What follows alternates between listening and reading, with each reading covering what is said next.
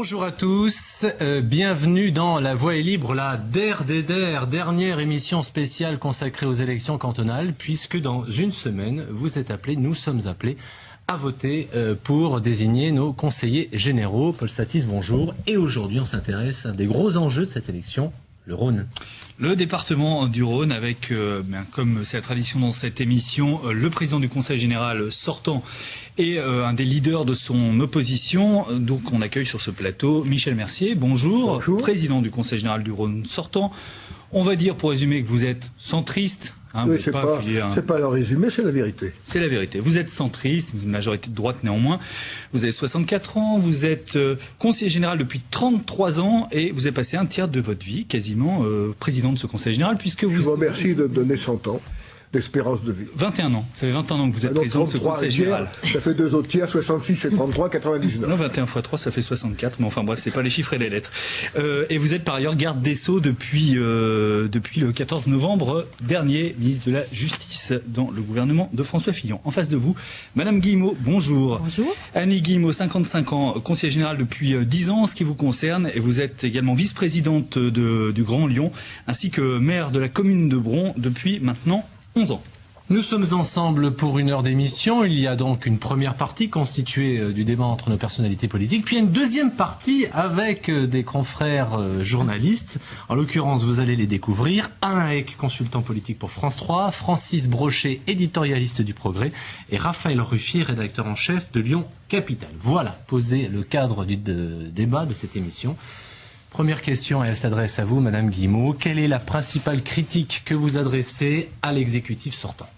La principale critique, tant sur le bilan d'ailleurs que sur les propositions, c'est effectivement le manque d'ambition et puis l'immobilisme de ce département, mais dans un certain nombre d'autres départements aussi, on se contente de gérer des politiques et de verser des allocations qui représentent aujourd'hui de 50 à 55% de l'ensemble des départements.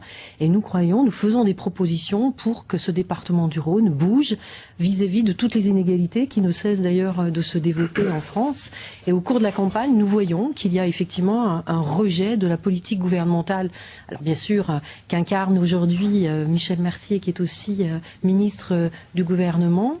Et puis, je pense qu'il faut aussi qu'au niveau de ce scrutin, on réinterpelle aussi les électeurs qui aujourd'hui, on a l'impression que c'est un scrutin fantôme. Il n'y a même pas arrêt vacances parlementaires, il n'y a pas d'affiche du CIC annonçant à voter. Donc je crois que vraiment, il faut dire que ces élections sont extrêmement importantes par rapport au bouclier social que sont les départements en France. Alors Michel Mercier, sur la question de l'immobilisme, puisque vous êtes taxé d'immobilisme, que répondez-vous ? Écoutez, Madame Guillemot, c'est trop bien que cette critique est fausse, mais je vais donner simplement quelques exemples. Est-ce qu'il y a un autre département en France qui, par exemple, a mis un prix unique pour les restaurants scolaires dans les collèges ? Dans le département, en fonction de ses ressources, tout le monde paye le même prix. Le seul département en France qui fait ça. Et je crois que c'est une bonne chose. D'ailleurs, même Guillemot l'a voté, il n'y a pas de problème. Mais je veux simplement montrer qu'on n'est pas tout immobiliste. Autre exemple, sur le plan culturel, toutes les écoles de musique du département du Rhône sont aidées. Ce n'est pas une dépense obligatoire, c'est une volonté du département. Nous avons toujours su conserver dans ce département une aide pour les collectivités locales extrêmement importante. Mais c'est vrai que nous versons des allocations. Et pour moi, c'est un honneur. Nous avons par exemple 27 000 personnes âgées dépendantes dans le département qui perçoivent l'APA. 15 000 à domicile, 12 000 en établissement. Mais je peux vous garantir que pour ces personnes-là, c'est pas de l'immobilisme, c'est ce qui leur permet de continuer leur vie le mieux possible. Nous mettons 218 millions d'euros par an pour les personnes handicapées. Ce n'est pas de l'immobilisme. On va en parler d'ailleurs un peu tout à l'heure des compétences. Je voudrais d'abord qu'on revienne un peu sur ce qu'est ce département du Rhône. C'est en termes de population le plus important de la région Rhône-Alpes. C'est aussi un des plus importants en France puisque en population c'est le 4e, 1,7 million d'habitants dans le Rhône sur 293 communes.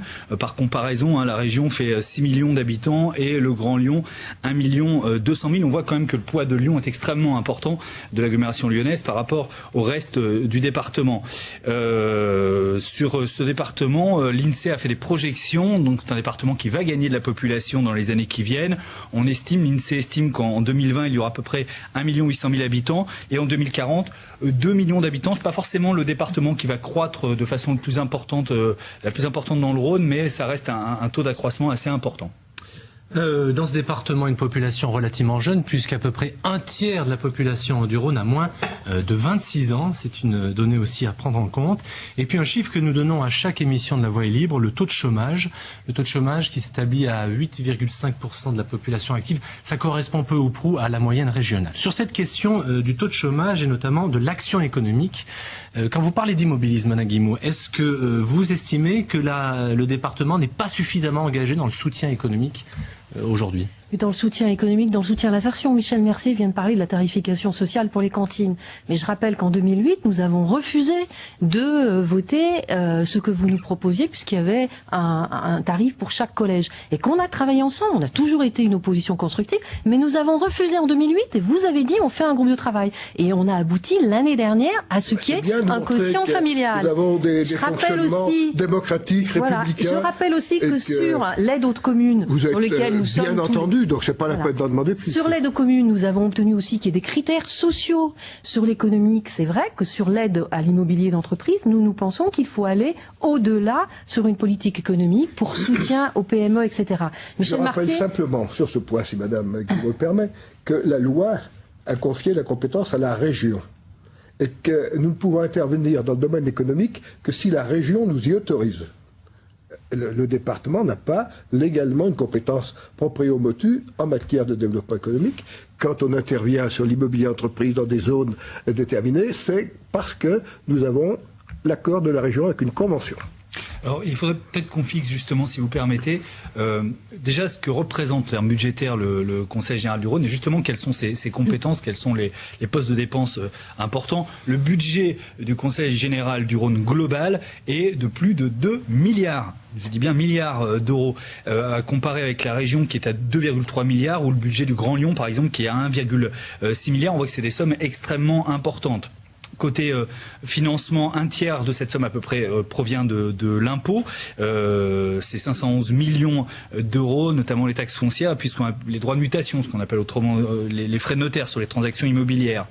Les compétences, c'est-à-dire ce que dépense le département pour la solidarité, 853 millions d'euros. Vous l'avez dit tout à l'heure, Monsieur Mercier, donc 218 millions pour le handicap. Ça, c'est des compétences qui sont de toute façon obligatoires. Hein.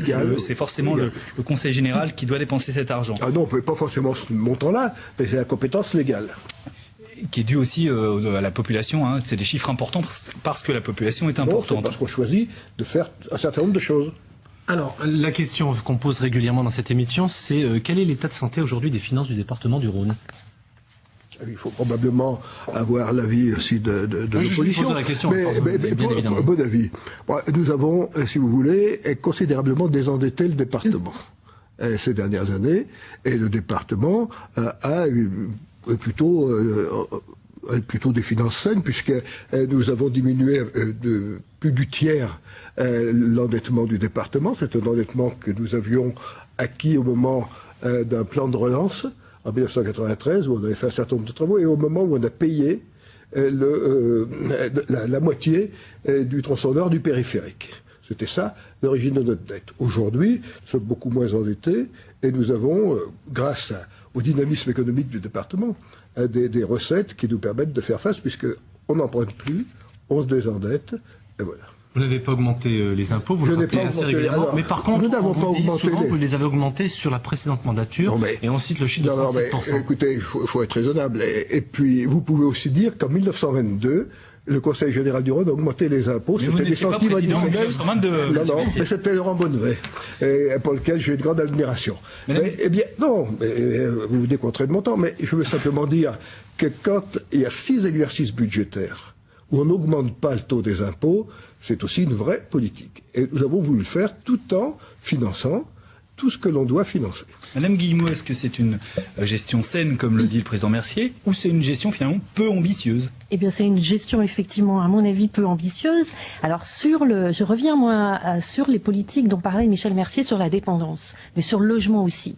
On voit, et il est ministre de ce gouvernement, sur les compétences transférées aujourd'hui, 58 départements sont à l'heure actuelle auprès des tribunaux parce que l'État n'a pas compensé intégralement tout ce que la prestation handicap, la prestation sur la dépendance et ça. Départements aujourd'hui, 640, ça représente voilà. combien de millions d'euros? Ça, c'est ce que dit Mme Guillemot, je parlerai tout à l'heure. Ça correspond à peu près, on n'en sait rien, pas beaucoup sur le Rhône, mais on l'évalue entre 150 et 200 millions depuis 2004. Sur la Seine-Saint-Denis, on vient d'avoir les chiffres, puisqu'il y a une QPC qui vient d'être acceptée par le Conseil constitutionnel.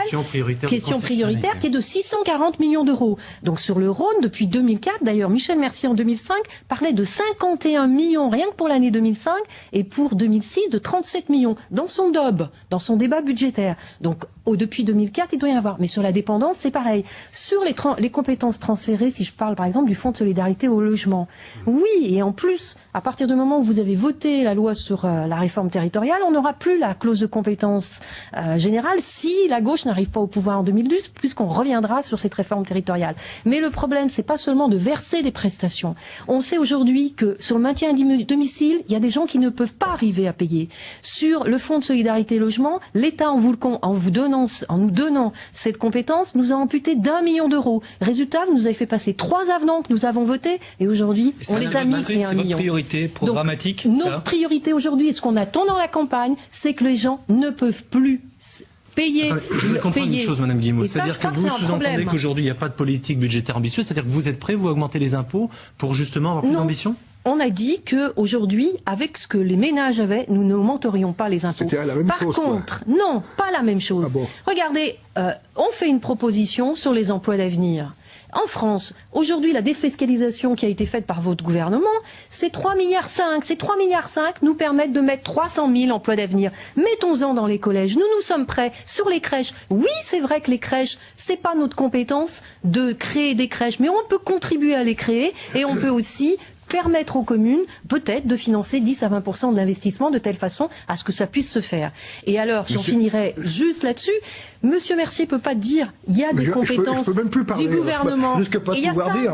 Dans son propre canton, il le dit d'ailleurs sur son site, il faut créer des cars, il faut créer des haltes garderies, etc. Mais il y a 3 classes maternelles qui sont fermées dans son canton. Alors là, donc c'est contradictoire. Il faut qu'on puisse entendre, Madame Guillemot, la réponse de Monsieur Mercier déjà sur la question aussi des dotations de l'État, et puis sur ce que vient de dire Madame Guillemot. Je croyais que je n'avais pas le droit. Non, on va pas parler de TISI, on va parler de manière plus générale du département. En tout cas, vous êtes quand même là-dessus attaqué, donc on vous laisse le droit quand même de répondre à cette question-là. Ce que je veux dire. L'école à 2 ans. Madame Guillemot fait beaucoup de choses. De l'amalgame, c'est une spécialité locale à Bron, donc je la laisse faire sans problème. Je veux simplement dire que sur des compétences non obligatoires pour le département, le logement social, c'est pas une compétence obligatoire pour le département. C'est même pas une compétence du tout, puisque dans le département, c'est le Grand Lyon qui a pris la compétence. Néanmoins, le département est très actif dans le domaine du logement social. Nous avons le PAC du département du Rhône, qui est notre outil, et que nous subventionnons avec force chaque année. Moi, une de mes fiertés, c'est qu'il y a 293 communes dans le département. Bien, et le PAC a construit des logements sociaux dans plus de 220 communes. Ça, c'est une vraie fierté parce qu'on aura du logement social sur tout le territoire départemental. Et c'est très bien.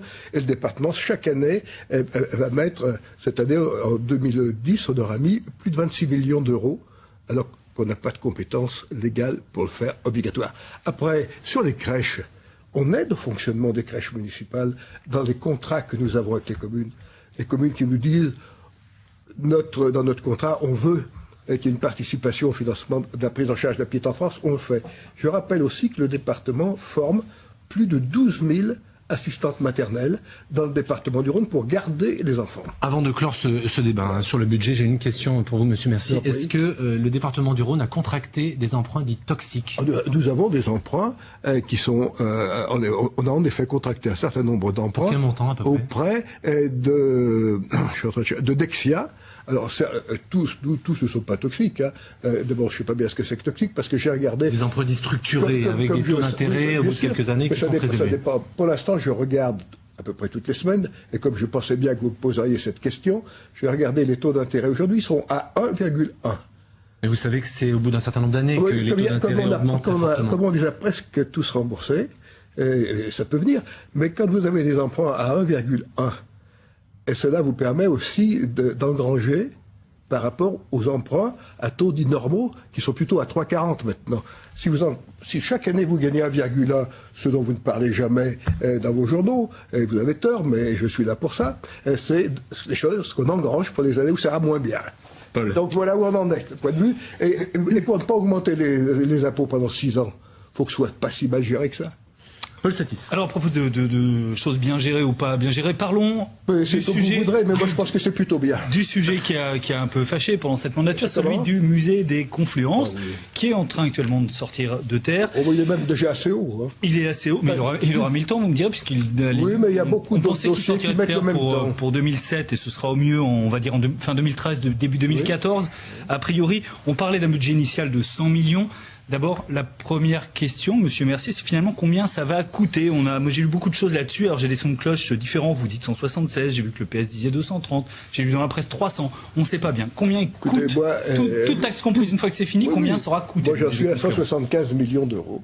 Voilà, je ne dis pas du tout qu'il n'y aura pas 1 million ou 2 millions de plus ou de moins. C'est beaucoup plus que ce qui était budgété au départ. Non, n'exagérons pas. On peut essayer de se faire peur. On peut raconter n'importe quoi. Je suis d'accord. Mais je trouve que 175 millions, c'est déjà pas mal. C'est vrai. Grosso modo, c'est le prix du siège de la région, qui est à côté.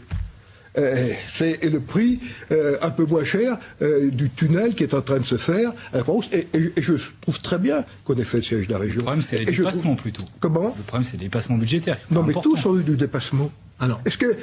Non, mais je veux bien m'expliquer jusqu'au bout, parce que je ne peux pas laisser M. Satis dire il y a eu du dépassement, puis vous laissez poser une question après et pas me laisser répondre. Non, vous avez répondu. Ça fait un peu court. Donc moi je veux dire simplement que nous sommes à 175 millions, c'est vrai que c'est cher, mais je veux simplement rapporter ça au budget du département. Écoutez, nous payons le musée sans augmenter les impôts. C'est bien aussi qu'on y arrive et que c'est pas insupportable. Le nombre de collectivités locales qui ont des projets, et c'est tant mieux, parce que je pense qu'un département comme le Rhône a besoin de grands projets. Moi, je trouve très bien qu'il y ait un grand stade, je trouve très bien qu'il y ait un grand musée, je trouve très bien que la région s'installe au centre de Lyon. J'ai aucune critique. Ce que je voudrais simplement, c'est que notre collectivité soit traitée comme les autres par la presse. Madame Guillemot, quel est le chiffre? Est-ce que vous êtes d'accord avec ce chiffre avancé par Monsieur Mercier, 175 millions d'euros? Sachant que vous êtes sur le principe, vous êtes d'accord avec la création de ce musée. Moi, j'ai rien à cacher là-dessus. C'est Raymond Terraché d'ailleurs, on a pensé pour lui qui suivait ce dossier. Alors, nous avons toujours voté le musée des Confluences et nous l'avons assumé, même si nous disons aujourd'hui qu'il y a bien une responsabilité de l'exécutif sur un certain nombre, sans doute, de dérapages. Il y a eu les problèmes d'appel d'offres, il y a eu un certain nombre de choses. Aujourd'hui, ce musée, il est hors de question de l'arrêter, ça nous coûterait à mon avis plus cher. Mais par contre, il faut sans doute retravailler sur le fonctionnement, sur le projet culturel, mais tout de même, quand Michel Mercier dit on peut consacrer 175 millions d'euros, je pense que des grands projets, des grands équipements pour notre département et pour notre ville et notre aglo, ils sont extrêmement importants. Et ils font aussi de l'emploi. Je crois qu'il faut surtout pas qu'on dise le fonctionnement. Nous avons à investir, en tout cas les collectivités locales, d'autant qu'on veut nous faire payer la dette de l'État. Mais pour revenir sur ce que vous dites, 175 millions d'euros, c'est beaucoup.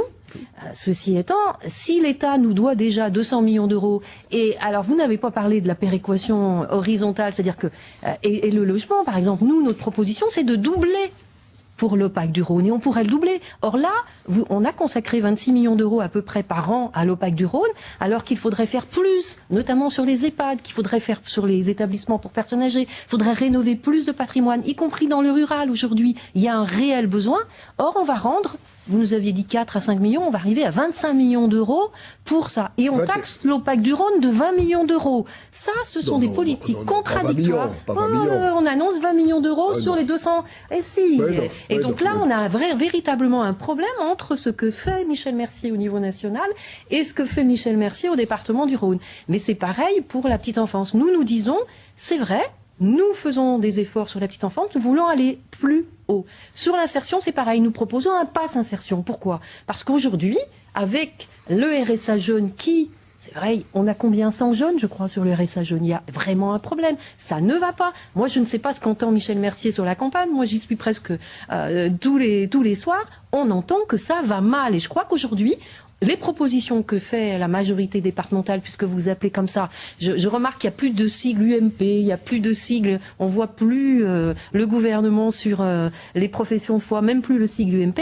Je crois qu'aujourd'hui, il faut se dire qu'on n'est pas ambitieux par rapport aux enjeux de notre département. Je vous propose, Madame, Monsieur, une petite pause dans cette émission pour qu'on parle notamment de la situation politique, on va dire, de la composition de l'Assemblée départementale. Alors, on a eu un peu du mal à mettre des couleurs. Du coup, on a choisi d'en mettre que 2 finalement, un bleu et rose. Vous allez comprendre pourquoi. Il y a 54 cantons dans ce département du Rhône. Vous savez que les cantonales, c'est un renouvellement par moitié.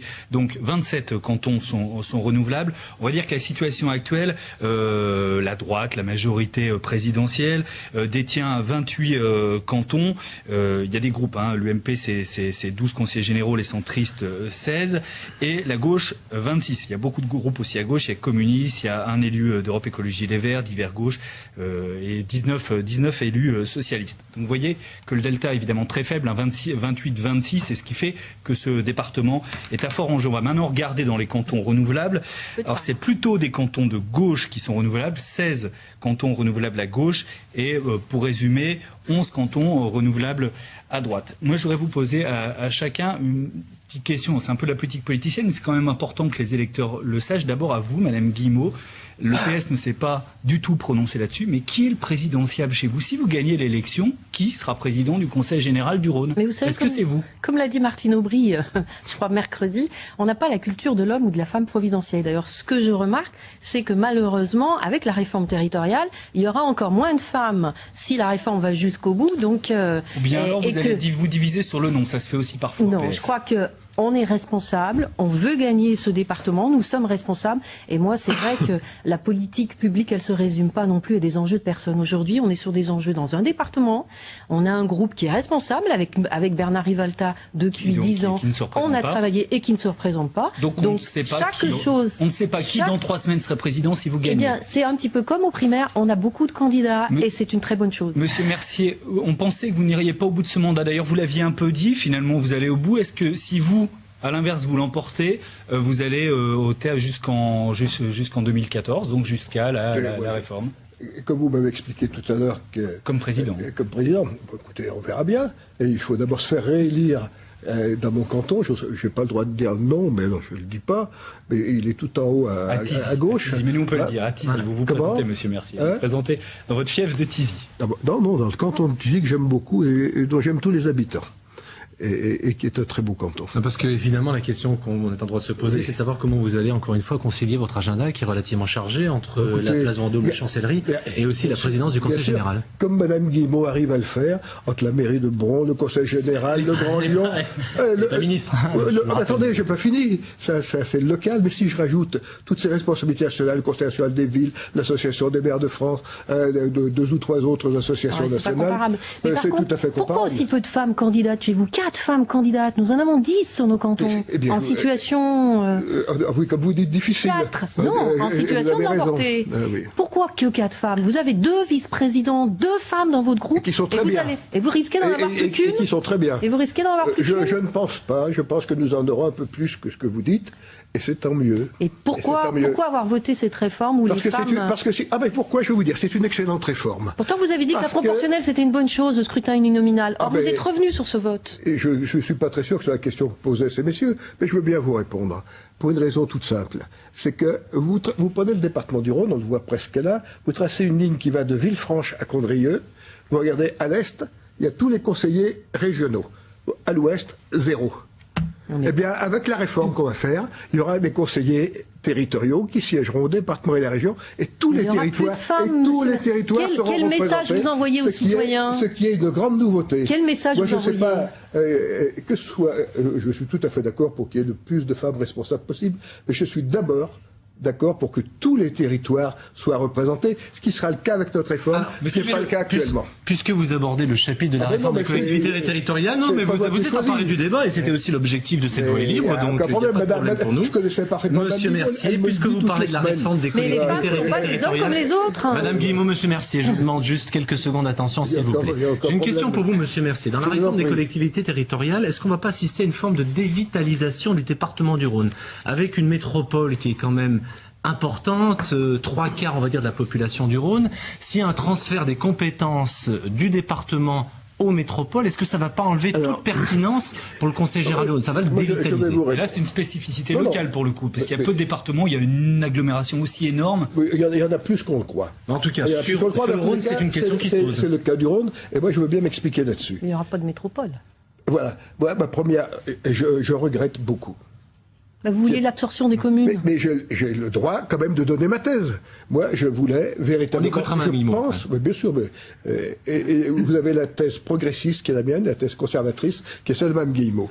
Donc je veux dire très clairement que je regrette beaucoup que Lyon ne profite pas de ce texte pour s'ériger en métropole de plein exercice comme la loi le prévoit. Je sais que ça pose des tas de problèmes, mais en France, on a besoin de grandes métropoles. Quand on regarde Lyon, c'est pas 500 000 habitants. Alors on dit, il y a la Cour, le Grand Lyon, le truc, territoire partenaire, tout ça, bien sûr. Sauf que c'est pas Lyon. Et quand on regarde les autres grandes cités en Europe, eh bien, on est très petit. Et moi, je souhaite véritablement, moi qui suis rural et qui habite plus éloigné de Lyon, eh bien, je dis, j'ai besoin d'un Lyon le plus fort possible. Madame Guillemot. Oui, là, nous ne sommes effectivement pas d'accord. Et c'est vrai qu'en tant que vice-présidente de l'Association des maires de France, j'ai combattu et j'ai d'ailleurs été auditionnée. J'ai été auditionnée par Monsieur Perben, qui a d'ailleurs la même position que vous, mais j'ai trouvé qu'au congrès de l'Association des maires du Rhône, vous n'étiez pas aussi explicite. C'est vrai que Michel Mercier est pour les métropoles l'absorption des communes. C'est-à-dire que toutes les communes de l'agglomération lyonnaise deviendraient des mairies d'arrondissement, n'auraient plus la dotation générale de fonctionnement, n'auraient plus de permis de construire, etc. Vous le savez, ça a été un casus belli avec l'Association des maires de France. Vous savez que c'est pas ça la loi. Hein. C'est pas ça la loi parce qu'elle a évolué entre ce que nous avons fait avec l'Association des communautés urbaines de Gérard Collomb, c'est vrai, et menée par Gérard Collomb, et Jacques Pélissard, qui est un de vos amis, sur l'Association des maires de France. Tout à fait. Donc ce que nous disons, nous, aujourd'hui, ce sont sur les pôles métropolitains. Et Gérard Collomb l'a bien dit, et aujourd'hui, dans cette campagne, on entend... Le pôle métropolitain, c'est beaucoup plus large. C'est beaucoup plus large. Saint-Étienne, par exemple, voilà. Les agglomérations de ville, exactement, et qui pourra nous permettre de faire des schémas touristiques, des schémas de transport, etc. Par contre, là où je ne suis pas, Monsieur Mercier, c'est que dans la loi, que vous-même, et d'ailleurs Monsieur Perben là-dessus avait pas su quoi nous répondre, vouloir faire des métropoles et ne pas vouloir les mettre au suffrage universel, alors qu'ils prenaient, non, pas dans le projet de loi, alors qu'ils ne prenaient, ils prennent toutes les compétences du Conseil général, toutes les compétences du Conseil régional et ne pas être élus au suffrage universel, il y a là quand même une contradiction, Monsieur le ministre, pour le moins interrogative. Qu'est-ce que ça change pour le citoyen ordinaire Pour le citoyen ordinaire, je pense que le pôle métropolitain est important, notamment pour les réseaux de transport, pour toutes ces macro-politiques publiques. Voilà. Ceci étant, la métropole ne rajoutait pas grand-chose par rapport à la communauté urbaine. Sur les pôles métropolitains, pourquoi pas? Ils touchent très peu le département. Parce que toutes ces choses-là... Sur le transport. Sur le transport, mais ce que je veux dire, ne touche pas les compétences du département, notamment dans le domaine social. Et là, vous avez réagi sur le transport. Mais est-ce que vous avez 2 minutes, s'il vous plaît? Je ne vous ai pas interrompu, vous allez essayer d'être discipliné, et ça sera bien. Donc, le pôle métropolitain, ça peut intervenir dans le domaine de l'enseignement, des problèmes culturels, des transports, tout à fait, et moi je ne suis pas contre. Je dis simplement que quand vous aurez en région Rhône-Alpes un pôle métropolitain qui fera Lyon, Saint-Étienne, un autre à Grenoble, un autre dans le Genevois français, je voudrais savoir ce qui restera de la région Rhône-Alpes. Moi je vais vous dire rien. Et moi je suis plutôt pour le développement d'une région. Qu'est-ce qui restera du Rhône avec la métropole lyonnaise? Il n'y en aura pas de métropole lyonnaise. La loi a été faite pour ça. La loi a cette possibilité-là. Donc j'imagine que vous l'avez anticipé. Je pense même qu'elle avait une vision électoraliste d'opposer le rural et l'urbain. Et ça, pour ma part, c'est aussi une... Moi, 4 grands-parents sont paysans, et c'est vrai que j'ai... Qu'est-ce que vous nous racontez là? Bien sûr que si. Mais pas du tout. Bien sûr que si. Peut-être pas pour vous, mais pour vos camarades de l'UMP, certainement. Alors, vous voulez que je vous parle de tous vos camarades à vous? Je vais en avoir pour un petit moment, là. Allez. On n'aura pas le temps. Hein. Je pense que chacun doit effectivement régler ses comptes internes à chaque partie. Là, croyez-moi, on n'aura pas assez d'une émission. La voix a beau être libre, elle est quand même limitée. Hein. C'est 52 minutes, pas plus. Donc ça va. Paul, on va parler maintenant d'un point. Je voudrais avoir votre avis sur un parti dont on parle beaucoup, le Front National, qui aujourd'hui, notamment dans son discours, oppose les élites au peuple. Je voulais savoir ce que vous, dans votre campagne, dans votre exercice de la politique, vous faites pour rapprocher, on va dire, ce qu'on appelle le peuple, les électeurs, les citoyens, des élites qui nous gouvernent. Et si vous permettez, Olivier, juste un tout petit préalable avant, parce qu'on a quand même dans une loi électorale qui a changé avec un seuil de maintien au deuxième tour qui est particulier. Une enquête qui est publiée cette semaine dit que 200 candidats du Front National pourraient être présents au deuxième tour. Est-ce que vous êtes d'accord pour les élections cantonales sur le maintien d'un front républicain, c'est-à-dire est-ce que quand il y a un candidat du Front National, pour vous, Monsieur Mercier, comme pour Madame Guillemot, vous appelez l'autre candidat à voter soit pour l'UMP ou les centristes, soit pour le PS sur le front républicain au cantonal? Je vais vous répondre très clairement. Moi, je pense que toute ma vie politique, comme Madame Guillemot d'ailleurs, c'est pas du tout une attaque contre elle. Hein. Moi, toute ma vie politique, je n'ai jamais aidé le Front National. Il est hors de question que j'aide le Front National. On a un combat démocratique entre le groupe socialiste qui veut prendre la majorité du département, et c'est tout à fait normal, et nous qui voulons la garder parce qu'on pense qu'on est meilleur gestionnaire qu'eux. Voilà. Donc vous appelez au Front républicain? C'est parce que je vais vous dire juste le contraire. Puisqu'on a un combat entre les socialistes et nous. Je ne peux pas appeler à voter socialiste. Même s'il y a un deuxième tour, ne ferait rien pour aider le Front National. Madame Guillemot. Écoutez, je crois que, en tout cas, en ce qui me concerne, mais en ce qui concerne le Parti Socialiste, on ne peut pas lui faire la leçon. Moi, je rappelle que j'ai voté Anne-Marie Comparini. J'ai vu ce que ça donnait, une alliance extrême droite avec Monsieur Mignon à la région. J'y étais à la région, j'y siégeais, donc je sais ce que ça veut dire. Et j'ai appelé et j'ai voté Anne-Marie Comparini. Et nous avons aidé pendant 18 mois ça. Je constate quand même que la première élection où il y a eu ce problème-là, c'était pour Nathalie Gauthier à Villeurbanne, et que la droite, à l'époque, le RPR, n'a pas appelé à voter Nathalie Gauthier. Je crois qu'aujourd'hui, on a un certain nombre d'annonces gouvernementales et du président de la République qui mettent de l'huile sur le feu. Il y a une crise économique et sociale. Dans toute l'Europe, les mouvements extrémistes, on les voit arriver. Je crois qu'il ne faut pas prendre cette responsabilité-là. Et là encore, c'est pas en direction de Michel Mercier, parce que je connais sa position par rapport au Front National. Mais il y a un moment, il va falloir que la droite républicaine se dise aujourd'hui qu'elle doit appeler un front républicain si ça doit se passer. Elle ne l'a jamais fait, mais nous l'avons fait. Très brièvement. Juste un mot, parce que moi je veillais à rester local, mais puisqu'on est sur un sujet essentiel, le Premier ministre à l'Assemblée nationale mercredi et le Président de la République hier ont été particulièrement clairs sur ce sujet. On ne fera rien pour aider le Front National. Okay. Mais il ne faut pas seulement faire rien, il va falloir le dire. Alors dans cette émission, nous diffusons aussi des prises de parole de partis, de mouvements de formation politique qui ne participent pas directement ou qui ne sont pas représentés au sein des assemblées départementales. Et pour le département du Rhône, Paul, nous avons choisi un groupement qui s'appelle Lyon d'hiver droite. Oui, Lyon d'hiver droite qui va présenter 8 candidats. Alors uniquement sur Lyon, c'est ce qu'on appelait, ils n'aiment pas qu'on utilise ce terme, mais néanmoins c'est une réalité politique ancrée il y a une dizaine d'années, ce qu'on appelait anciennement les millonistes. Aujourd'hui, ils se situent autrement que dans l'UMP. Ils veulent proposer une autre offre politique à droite. Et je vous propose qu'on écoute un des leurs. Il s'appelle Thierry Mouillac et il se présente à Lyon. Donc.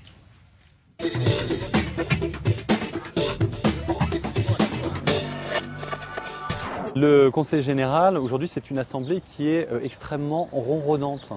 J'ai l'impression que les élus ont un peu perdu de vue quel était leur rôle finalement.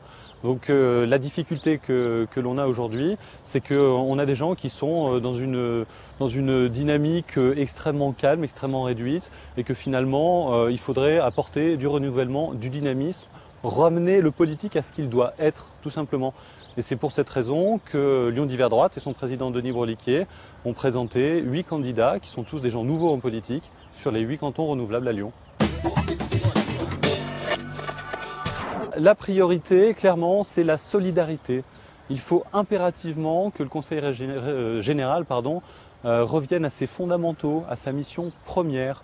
On ne peut plus se permettre aujourd'hui d'arriver avec des projets pharaoniques, avec des dérives financières incroyables, sans aucune maîtrise, et dans le même temps, finalement, aller faire en ayant je dirais une vision petite sur ce qui touche le quotidien des gens, sur ce qui touche leur vie, sur ce qui touche et en particulier les plus faibles d'entre nous. Notre objectif électoral est très clair, c'est faire gagner la droite à Lyon. On s'aperçoit qu'aujourd'hui, pour ne pas les nommer l'UMP, n'ont pas le monopole des voix de droite à Lyon. Un certain nombre de Lyonnais font le même constat que nous et aujourd'hui ne trouvent pas leur compte, j'allais dire, dans des grandes représentations avec des partis nationaux et cherchent effectivement une vision qui soit de droite. On s'aperçoit que les grands partis veulent en faire un enjeu national. Pour nous, clairement, l'enjeu est éminemment local. Et la seule chose qui compte finalement, c'est qu'on est en train de préparer l'avenir des habitants du Rhône, rien d'autre. Voilà, le chantier pharaonique dont il était question, bien sûr, c'est le musée des Confluences dont on a déjà parlé de cette émission. Madame Guillemot, vous êtes légèrement en retard sur le temps de parole. J'ai une dernière question. Est-ce qu'aujourd'hui, le risque pour le Parti socialiste, c'est pas la multiplication en fait des listes qui se présentent, au cas des candidatures qui se présentent à gauche, je pense à Europe Écologie, au front de gauche, très nombreuses dans les cantons du Rhône? Je crois qu'il faudra que nous discutions avec l'ensemble des partenaires, mais de toute façon, moi j'ai confiance. Nous sommes aujourd'hui sur une dynamique de gauche dans ce département et que chacun assumera ses responsabilités après le premier tour et après aussi le second tour. Mais pour revenir plus précisément sur l'enjeu local et l'enjeu national, oui, clairement aujourd'hui, ces élections sont un enjeu aussi national et notamment avec toutes les politiques publiques régaliennes aujourd'hui que les départements exercent. Et j'espère que Michel Mercier va aussi ester en justice pour récupérer l'argent que nous doit l'État. Annie Guillemot, Michel Mercier, merci beaucoup d'avoir participé à cette émission. C'est la fin de la première partie. Paul, maintenant place à la deuxième mi-temps. Eh ben on va